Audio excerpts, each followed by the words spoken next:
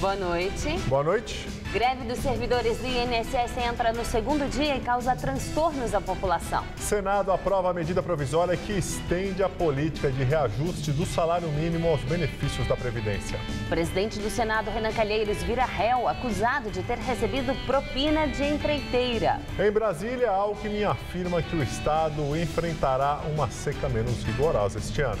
Grécia pede novo empréstimo a fundo de resgate da zona do euro.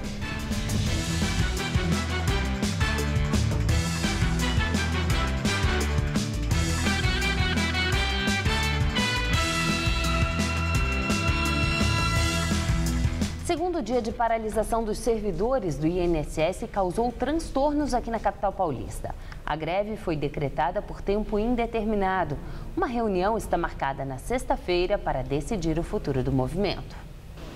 Um dos 3 principais postos de atendimento da Previdência Social na cidade de São Paulo amanheceu assim, com os portões fechados. Com os servidores em greve, ficou para um segurança do local a explicação das principais informações. O atendimento hoje é só para a perícia médica agendada, beleza? Então esse serviço aí você vai ter que ligar no telefone 135, tá bom? Quem estava com a perícia agendada para hoje foi atendido. E foi o caso de Maria. Estou com problema nos 2 joelhos, né? Já foi negado o benefício já quinta vez já. E agora só Deus sabe o que vai dar, né?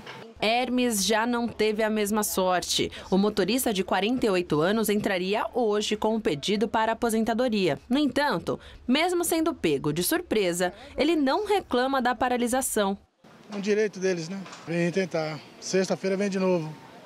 Fazer o quê, né? Os servidores do INSS reivindicam reajuste salarial de 27,3% em 2016. A proposta do governo foi de 21,3%, parcelado até 2019, o que foi rejeitado pelos servidores. A greve, que começou na terça-feira, continua por tempo indeterminado em 19 estados, mais o Distrito Federal. Aqui em São Paulo, o sindicato da categoria vai se reunir na próxima sexta-feira, dia 10, para decidir o futuro das negociações. Ao contrário da situação no Glicério, aqui na unidade de Santana, na Zona Norte, nenhuma movimentação dos funcionários para explicar o que as pessoas devem fazer a partir de agora. No entanto, a recomendação básica é que todos liguem no número 135 para reagendar os atendimentos. Andréa precisava alterar um serviço que está agendado para outubro. Apesar da data distante, a burocracia pode atrapalhar o atendimento. Estou desempregada e o Ministério do Trabalho cortou meu seguro-desemprego. E aí eu vim querer saber por quê. No centro da capital, o posto da República só realizou remarcações das perícias agendadas para hoje. Aqui teve gente que veio de longe e sem atendimento acabou perdendo a viagem. Trabalho aqui em São Paulo há 40 anos e moro em Sorocaba. Eu saí de casa era 4h30. Eu vou ter que ligar de novo, agendar e correndo o perigo também de estar em greve de novo. Senado aprova a medida provisória 672, que estende a política de reajuste do salário mínimo até 2019. Pela regra, o mínimo será reajustado com base na inflação acumulada nos 12 meses anteriores, somado ao índice de crescimento da economia de 2 anos antes.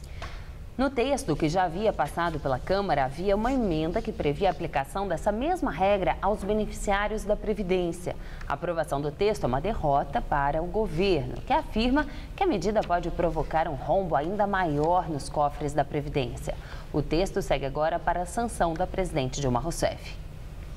O governo do estado de São Paulo atrasa em 6 meses o pagamento da nota fiscal paulista e reduz o percentual do ICMS devolvido ao consumidor. As mudanças no programa foram publicadas no Diário Oficial no último final de semana. É um dinheirinho que faz uma falta. Esse dinheirinho sempre entra e ajuda, né? É um dinheiro que as pessoas contam com ele. Eu conto, faço muita coisa boa com ele. Os créditos da nota fiscal paulista, que seriam liberados agora em outubro, só estarão disponíveis em abril de 2016. E vai ser assim daqui em diante. O calendário de liberação, que é o período entre a compra nas lojas e o depósito para o contribuinte, foi postergado em 6 meses. Outra mudança é que a fatia do ICMS reservada aos créditos caiu de 30% para 20%. Tudo que a gente faz, a gente paga imposto. Agora, o pouquinho que a pessoa tem para tirar, ela quer deixar para o ano que vem ainda? Eu queria resgatar, né? Eles recebem agora, nós recebemos depois. Com tudo isso, acho que vai desmotivar muita gente a pedir nota fiscal. Segundo o governo estadual, as medidas foram adotadas para preservar investimentos em áreas prioritárias. De acordo com a Secretaria da Fazenda, uma alternativa mais branda do que aumentar impostos, nesse período de desaceleração da economia e de ajustes fiscais. Essas mudanças, elas vieram basicamente por dois motivos principais. O primeiro é esse cenário de crise econômica, né, pela qual o estado de São Paulo e o Brasil inteiro está sofrendo. O segundo motivo é justamente através de pesquisas, né, e em nossos canais de atendimento, a gente percebeu que há um interesse da população para que sejam priorizados os sorteios em relação aos créditos. Como contrapartida, o governo pretende ampliar a quantidade de bilhetes eletrônicos sorteados. O número vai passar de 1,5 milhão para quase 1.600.000 tickets premiados. O valor total desta premiação também deve aumentar. Passará de 17 para 19,5 milhões de reais. Além de tudo isso, a promessa é criar um prêmio extra bem maior de 500 mil reais a ser sorteado todos os meses. A ideia é que as novas faixas de prêmios de 300, 200 e 100 mil reais estimulem o consumidor a continuar pedindo a nota. Até aumentamos no caso da premiação. E é transitória, é um ajuste fiscal que estamos fazendo. Apesar das mudanças, os consumidores poderão utilizar normalmente os valores para abater ou quitar o IPVA. Neste feriado, a Companhia de Engenharia de Tráfego de São Paulo estima que 1.500.000 carros vão deixar a capital paulista. O movimento também é intenso nas rodoviárias. E quem viaja deve preparar o bolso. Houve aumento no preço dos pedágios, da gasolina e das passagens de ônibus. Sorriso aberto assim não é propaganda porque ela é dentista, não. É a folga mesmo que tá chegando. Vou descansar. Folga 4 dias.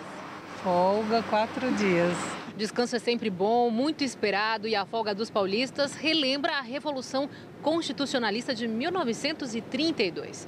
E para muita gente que vai pegar a estrada, é bom preparar o bolso e fazer algumas contas antes, porque o preço da viagem terrestre está mais caro, de um jeito ou de outro. O reajuste médio nos pedágios das rodovias estaduais ficou acima de 5%. Os novos valores já estão em vigor desde o dia 1º de julho. Tem tantos pedágios aí que você fica até tonto. Perde a conta? Perde a conta. Por exemplo, para ir para a praia agora, pela Imigrantes, o desembolso por carro é de R$ 23. Já para ir para Campos do Jordão, Ponte do Inverno, só no trecho da Ayrton Senna, são 4 pedágios no valor total de R$ 11,50. Isso sem falar nos combustíveis mais caros, mas nem adianta apelar para o ônibus não para fugir de aumento, porque aqui na rodoviária, o reajuste de 10,5% nas passagens desde domingo pegou muita gente de surpresa nessa véspera de feriado, como o Jones, que queria ir para Jundiaí. 13,20, 13,40, agora está 15,85, aumentou bastante. É um aumentãozão mesmo, viu? E dá diferença. O Edson viaja 2 vezes por mês da capital para Araraquara, no interior do estado. Também não sabia do aumento nos preços das passagens, mas bem que esperava. Era 38, alguma coisa assim, agora está 45. Agora? Não, agora tem que pensar bem para fazer, né? Tem que economizar, né? Aí a gente vai de carro. Acho que de carro economiza mais? Compartilha com mais gente, aí fica melhor. O Wellington discorda, acha que o carro não é um grande alívio para o bolso, mesmo quando a conta do ônibus fica salgada. R$ 245. O que você achou desse preço? Caro, bem caro. Talvez de carro fosse mais barato? Não tem como correr, a gasolina está lá em cima. O pedágio aumentou? Então, vai ficar no mesmo. A crise também vem acertando em cheio os bolsos dos motoristas que ficam na cidade e dos donos de postos de combustíveis. Com a alta nos preços, muitos consumidores têm mudado de hábitos e alguns comerciantes reduzido a margem de lucro para salvar o negócio. Os preços chamam a atenção. Na capital paulista, 1 litro de gasolina comum pode custar quase R$ 4,00. O etanol não fica atrás. Em alguns postos, o valor já superou os R$ 2,50. É de assustar, não é mesmo? A alternativa para muitos está sendo mudar de atitude, criar novos hábitos. Para aliviar um pouco o orçamento de casa, Marcelo, por exemplo, se rendeu ao transporte público. Normalmente eu deixo o carro em bolsões de estacionamento ou estacionamentos perto de estação de metrô e me desloco de metrô mesmo. Estou economizando hoje uma média de 50% naquilo que eu gastava uns 6 meses atrás. Dinheiro curto, mais combustível caro é igual a queda nas vendas. Não tem como ser diferente. Segundo o Sindicato dos Donos de Postos de Combustíveis, no estado de São Paulo, houve uma queda de cerca de 15% nas vendas, em relação ao mesmo período do ano passado. A gente vê que pessoas deixam o carro em casa, que eram clientes, e vêm aqui no fim de semana para usar o seu carro. Outra coisa que ficou muito claro foi a mudança do produto. Quer dizer, quem abastecia com gasolina hoje abastece com etanol. Então a venda do etanol cresceu bastante. Com a queda nas vendas, alguns postos estão fazendo promoções para tentar atrair os clientes. Neste aqui, por exemplo, o combustível está sendo vendido a preço de custo para homenagear o Dia do Taxista, comemorado hoje. Com ações deste tipo, o dono do posto espera aumentar o volume de vendas e, consequentemente, o faturamento. Tudo que a gente consegue, em termos de negociação com o fornecedor, etc., a gente repassa para os clientes, não é? Então, conseguimos manter um preço baixo. O lucro é muito pequeno, a margem de lucro é muito pequena. Como é que nós pagamos as nossas contas, os nossos funcionários, o aluguel? É no volume de vendas, não é? E com isso a gente vai sobrevivendo. Até amanhã, o litro da gasolina aqui sai a R$ 2,75. O etanol, R$ 1,55. Fábio aproveitou a promoção. Aproveitar a oportunidade para poder trabalhar mais, né? Trazer o pão para casa. Junho teve a inflação mais alta para o período desde 1996. Segundo dados divulgados pelo IBGE, o IPCA fechou o mês passado em 0,79%. Nos 6 primeiros meses do ano, a inflação já acumula alta de 6,17%. Em 12 meses, o IPCA já soma 8,89%, o maior índice desde 2003. Nossa comentarista de economia, Denise Campos de Toledo, fala sobre essa alta da inflação. Olha, a inflação ainda veio um pouco abaixo do esperado. A previsão era que o acumulado em 12 meses já batesse 9%, que é, aliás, a previsão para o fechamento do ano. Sempre tem um fato novo. Em junho, os destaques foram as loterias, passagens aéreas, água e esgoto. Agora, em julho, já tivemos mais um aumento pesado de energia para a região metropolitana de São Paulo. Mas com maior ou menor intensidade, os reajustes continuam bem espalhados, pegando alimentos, saúde, aluguel, condomínios, os preços administrados, que são definidos pelo governo. A energia, por exemplo, ainda deve subir mais em outras regiões. A Petrobras fala em outro aumento dos combustíveis. E até o dólar volta a preocupar. A cotação do comercial, como vimos, chegou aos R$ 3,23. Isso refletiu as preocupações com o cenário externo, além da Grécia, que segue numa situação indefinida, tem a China, onde commodities e a bolsa vêm em queda acentuada, e também tem as incertezas domésticas, reforçadas pelas discussões quanto ao possível impeachment da presidente. Incertezas empurram o dólar para cima, o que encarece os importados e pesa na inflação. Só que, do jeito que já está, a inflação deve fazer o Banco Central elevar mais os juros, para garantir uma variação bem menor no ano que vem. O mercado prevê que a taxa básica chegue a 14,5% ao ano, o que vai reforçar a disparada dos juros para os consumidores. As taxas não param de subir. Pesquisa da ANEFAC, a Associação dos Executivos de Finanças, que saiu hoje, mostrou que a taxa média do rotativo do cartão, por exemplo, passou de 354% ao ano no mês de junho, a maior taxa desde 99. Já no cheque especial, a taxa média está em 220%, que dá mais de 10% ao mês, a maior taxa desde 2003. Temos uma combinação perversa de inflação e juros nas alturas, com o maior medo do desemprego. Combinação que faz o consumidor segurar mais os gastos e pode levar a uma freada mais forte da economia. Eu volto na segunda. Até lá. A Bovespa fechou o dia com queda de pouco mais de 1%, o índice mais baixo desde o final de março. As maiores baixas foram dos papéis da Vale. A Petrobras também registrou perdas. Além disso, o dólar fechou em forte alta e encerrou o dia cotado a R$ 3,23, o maior valor também desde março. Grécia pede formalmente ao Fundo de Resgate da Zona do Euro um terceiro programa de empréstimo.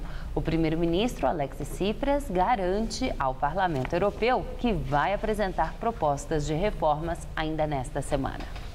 Na carta enviada ao presidente do Mecanismo Europeu de Estabilidade, o novo ministro grego das Finanças, Euclides Tsakalotos, solicita formalmente um empréstimo de 3 anos em troca de um pacote de reformas e medidas que devem garantir a estabilidade das finanças públicas.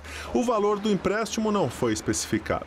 O governo de Atenas promete aplicar já na semana que vem reformas nas aposentadorias, como exigem os credores, e um novo ajuste fiscal. Os bancos gregos, sem funcionar há 10 dias, vão permanecer fechados. Em discurso no Parlamento Europeu, o premier Alexis Tsipras garantiu que vai apresentar até amanhã o detalhamento das propostas de reforma para garantir um acordo que possa manter a Grécia na zona do euro. Tsipras disse que está determinado a consertar anos de governos ruins e a reverter as desigualdades provocadas por 5 anos de austeridade impostas por credores. Os líderes da zona do euro deram um prazo até domingo para se chegar a um acordo definitivo. A presidente Dilma Rousseff chegou hoje à cidade de Ufá, na Rússia, para participar da 7ª cúpula dos BRICS. O Itamaraty informou que o objetivo do encontro é avançar na cooperação financeira e aprofundar o diálogo entre os países que compõem o BRICS, grupo formado por Brasil, Rússia, Índia, China e África do Sul. Eu acho que esse é um momento especial nessa 7ª cúpula, porque consolida-se o grupo BRICS, quando se instala tanto o novo Banco de Desenvolvimento quanto o acordo contingente de reservas. A programação oficial começa amanhã, mas Dilma já participou de um jantar oferecido pelo presidente russo Vladimir Putin em homenagem aos demais chefes de Estado e de governo. Direto de Brasília, Josias de Souza fala sobre a conturbada relação entre a presidente Dilma e o PMDB. A volatilidade da crise que se acercou de Dilma Rousseff tornou muito difícil fazer qualquer tipo de previsão política. Hoje, a única previsão que é possível fazer é de que, seja qual for o desdobramento dessa crise, Brasília será nos próximos meses muito mais PMDB do que é hoje. No momento, há 3 PMDBs na crise. Um deles, minoritário, gostaria de desembarcar imediatamente. Outro grupo, intermediário, prefere desembarcar no final de setembro, quando o PMDB fará aqui em Brasília um congresso nacional. E um terceiro grupo, majoritário, se programava para desembarcar depois das eleições municipais de 2016. E agora tenta se reorganizar para ajustar o seu calendário aos desdobramentos da crise. Um desembarque formal e imediato do PMDB seria mortal para Dilma Rousseff. Retiraria dela as condições mínimas políticas para continuar governando. Mas, para a sorte de Dilma, o vice-presidente Michel Temer decidiu fazer o papel de algodão entre os cristais do PMDB. Um dos desdobramentos possíveis dessa crise é o afastamento de Dilma e a ascensão do vice Michel Temer ao posto de presidente da República. Mas Temer, professor de Direito Constitucional, já avisou aos radicais do PMDB que não pretende dar um passo além das fronteiras, dos limites da Constituição Federal. Melhor que seja assim. Agora imagine a cena. Dilma afastada, Temer presidente da República, PMDB no Palácio do Planalto, PMDB na presidência da Câmara e PMDB na presidência do Senado. Isto é mais ou menos como uma baleia se movimentando numa banheira jacuzzi. Boa noite. Por causa do tempo fechado, as temperaturas não subiram muito na capital paulista. Neste momento, faz apenas 17 graus aqui na cidade. No feriado, o sol volta a aparecer, mas não esquenta muito. Vamos aos detalhes da previsão com Mariana Armentano. O feriado promete temperaturas amenas em praticamente todo o estado de São Paulo, mas a chuva dá uma trégua. O sol volta a ganhar força nesta quinta-feira e as áreas de instabilidade provocam chuvas apenas no norte do estado. As temperaturas não vão subir muito. Vai fazer 25 graus amanhã em Votuporanga, 25 graus também na cidade de Ribeirão Preto e Araraquara. E já no litoral, as temperaturas chegam aos 27 graus amanhã. Aqui na Grande São Paulo, os próximos dias serão friozinhos e ensolarados, típicos de inverno. E só deve voltar a chover no final de semana. Neste feriado, mínima de 15 e máxima de 22 graus. Na sexta-feira, a máxima sobe para 23 e no sábado chega a fazer 25 graus durante a tarde, mas à noite há previsão de chuvas. Em Brasília, a Alckmin afirma que o estado vai enfrentar uma seca menos rigorosa este ano. Alckmin participou de audiência pública na Comissão de Serviços de Infraestrutura do Senado. Ele disse que as medidas adotadas para superar os problemas com abastecimento de água resultaram na redução do consumo por 83% da população no ano passado. Nós economizamos 6,2 metros cúbicos por segundo. Isso equivale a quase 2 milhões de pessoas com água. O governador também esteve na comissão do Pacto Federativo com o presidente do Senado, Renan Calheiros, do PMDB. Foi discutida a unificação da alíquota do ICMS e a criação de 2 novos fundos. Um para compensar os estados que perderiam com essa alteração e outro de desenvolvimento econômico voltado para as regiões Centro-Oeste, Nordeste e Norte. O presidente do Senado, Renan Calheiros, do PMDB, se torna réu em ação de improbidade em que é acusado de ter recebido propina da construtora Mendes Júnior. A Justiça Federal de Brasília aceitou a denúncia do Ministério Público que acusa Renan de ter tido despesas de um relacionamento extraconjugal pagas pela empresa na sua primeira passagem pelo comando da casa entre 2005 e 2007. Em troca do pagamento das despesas, Renan teria apresentado emendas parlamentares que beneficiavam a empreiteira. A ação de improbidade é um desdobramento na esfera civil do caso que levou Renan a renunciar em 2007. Renan e a construtora não se manifestaram sobre o caso. E agora vamos ao comentário de política com Bob Fernandes. O que cada um quer? Dilma, presidente da República, escancarou a gravidade e dimensão da crise ao dizer: eu não vou cair. Eu não sou Getúlio, não sou Jango, não sou Collor. Não vou me suicidar, não faço acordo e não renuncio. Dilma diz que defenderá seu mandato com unhas e dentes e que Aécio vestiu a carapuça de golpista. Para Aécio, golpista é o discurso do PT. Defesa do mandato significa, no limite, 172 votos entre 513 deputados. É na Câmara que se vota o impedimento. Golpe não seria hoje papo de boteco se a fome tivesse sido menor. A fome dos investigados por roubar na Petrobras. A fome de vários da oposição que apostam num golpe. Vários deles, historicamente, também acusados de corrupção. Tem quem quer e alardeia golpe, ainda que disfarçado por alíneas B12. O que quer mesmo é derrubar Dilma e não importa como. Recordemos, desde o dia seguinte à eleição, por meia dúzia de motivos mutantes a cada mês, setores da oposição pregam a deposição de Dilma. Impeachment legal é coisa seríssima. Para isso, salvem republiquetas, são necessárias sólidas provas materiais. Não se derruba presidente com manchetes. Isso é e seria golpe. Revogar 54 milhões de votos sem prova material e base realmente legal seria combustível para mais ódios e paralisia.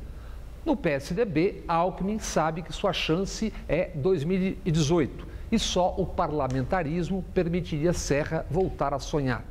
Impeachment antes de meio mandato e queda também com Temer obrigaria nova eleição em 90 dias.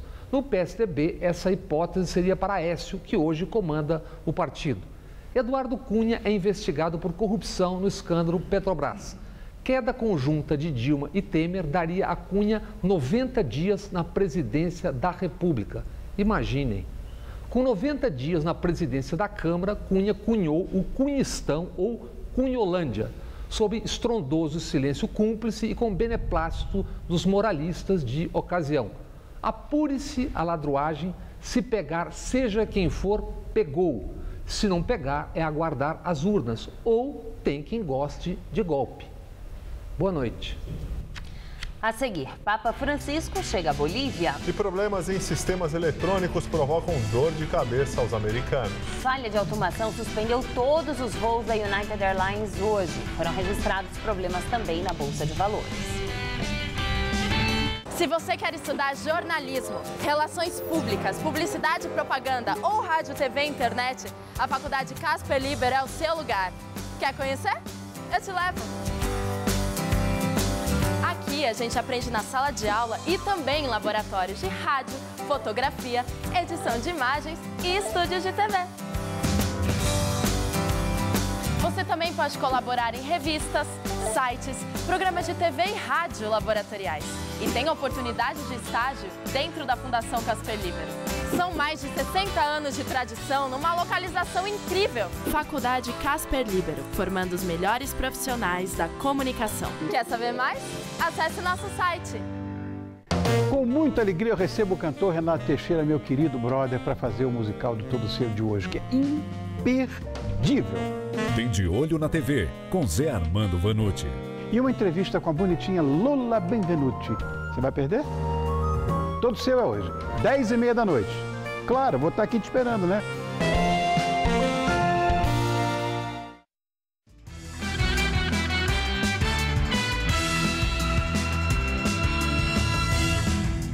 Papa Francisco chega à Bolívia na segunda etapa da visita à América do Sul. Francisco deixou o Equador e viajou para La Paz, a capital da Bolívia.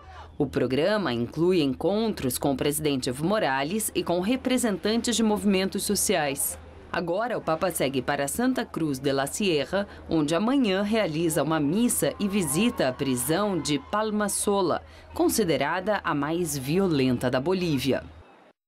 Uma falha nos sistemas de operações da Bolsa de Valores de Nova York suspendeu os negócios por quase 4 horas. E problemas de automação na United Airlines deixaram em solo todos os voos da companhia aérea dos Estados Unidos. Os aviões da United Airlines não puderam decolar por 2 horas. A agência americana que regula a aviação informou que problemas de automação foram os responsáveis pelo adiamento dos voos. A Bolsa de Nova York parou logo depois das 11h30 da manhã, horário local. O problema, segundo a Bolsa, foi técnico em um novo software. O site do The Wall Street Journal também foi afetado e ficou fora do ar por alguns minutos. O Departamento de Segurança Interna e a Casa Branca informaram que não havia sinais de que as falhas técnicas na Bolsa de Nova York e na United Airlines estivessem relacionadas com o ataque cibernético. Cidade do México estuda a regulamentação do aplicativo Uber com a cobrança de taxas. O projeto de lei elaborado na capital mexicana exige dos motoristas licença para transportar os passageiros. Do Uber será exigido o pagamento de uma taxa anual de 1.600 pesos para cada veículo que esteja operando para a empresa. A companhia também terá que entregar cerca de 1,5% de sua receita doméstica. Ambos os valores serão depositados em um novo fundo de transporte da cidade. Além disso, o aplicativo e outras empresas que prestam serviços semelhantes serão proibidos de aceitar pagamentos em dinheiro, ofertar planos pré-pagos e também não poderão fazer uso dos pontos de táxi. Atualmente, o Uber só aceita cartões de crédito. Em São Paulo, a briga entre Uber e taxistas promete ser longa. A proibição ao aplicativo foi aprovada em primeira votação na Câmara Municipal. A edição das 10 do Jornal da Gazeta termina aqui. Boa noite. Fique agora com Rony Von no Todo Seu. Boa noite, um bom feriado aos paulistas e até segunda. Logo mais 11h30 da noite no Eu Nunca, um famoso humorista vai praticar flyboard pela primeira vez. Assista agora, Todo Seu.